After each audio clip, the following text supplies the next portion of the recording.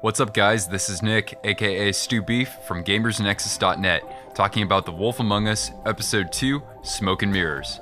The Wolf Among Us is an adventure-type series from Telltale Games, the developers of The Walking Dead, and it's based on the Fables comics.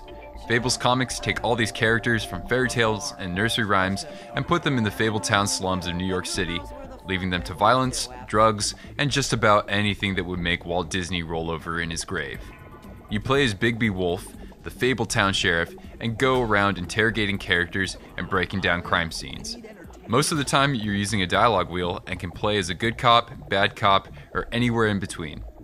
So in Smoke and Mirrors, Bigby is investigating a murder that happened at the end of Episode 1, which I won't spoil.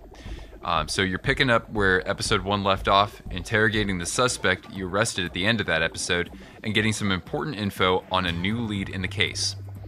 From there, you're nearly getting into a scuffle at a strip club and conducting a forensic autopsy, among other scenes.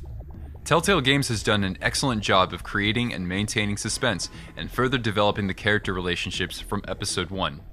The dialogue between Bigby and the other characters seems fluid, not forced. You've got enough options, and even though a lot of the dialogue is timed, you still have enough time to read through the decisions and make a conscious choice. Episode 1 sometimes didn't give me enough time, so this was a good improvement to see. A lot of the characters from Episode 1 return, but there are some good additions to Smoke and Mirrors. The standout here is Georgie, the strip club owner, and his initial stubbornness made for a fun scene. My paragon Bigby finally got fed up and decided to kick down a cigarette vending machine, so this was one of the ways I felt Bigby's integrity was tested in the episode. We have the chance to experience the different sides of Bigby, like when he slowly picks around a corpse for evidence while his partner in crime shudders and fights the urge to hold him back.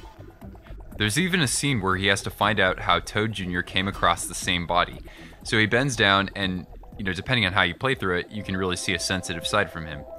Telltale Games does a top-notch job with animating the facial expressions of these characters, especially in the most dire instances.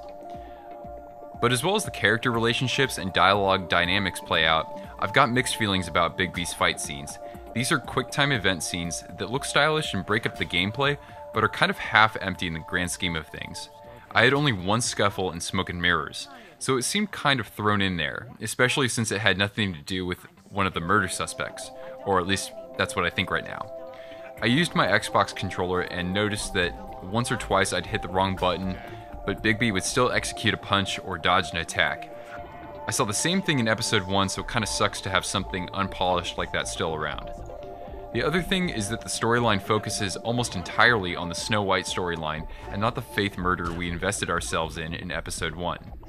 And even though I understand everyone's playthrough of the game will be different, I didn't see much of my decisions from Episode 1 carrying over to Episode 2.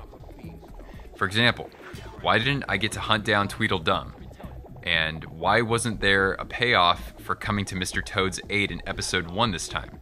I mean, God, my decision from that got another guy killed. Just kind of, a loose end that I didn't get to see tied up. But despite that, I still see The Wolf Among Us as a strong franchise for people who want a break from running and gunning or wandering around in an MMORPG. Episode 2 doesn't explore multiple storylines or threaten us with new bloodthirsty characters as much as Episode 1 did, but it does an excellent job developing Bigby and setting us up for more plot twists with its cliffhanger ending. Buy the game for its storytelling and for its visuals, just don't expect any brilliant gameplay innovations. Alright, so to learn more about The Wolf Among Us, head over to our website, GamersNexus.net. We've got written reviews of Episodes 1 and 2. And get yourself some brownie points by liking this video, leaving a comment, and or subscribing to our channel.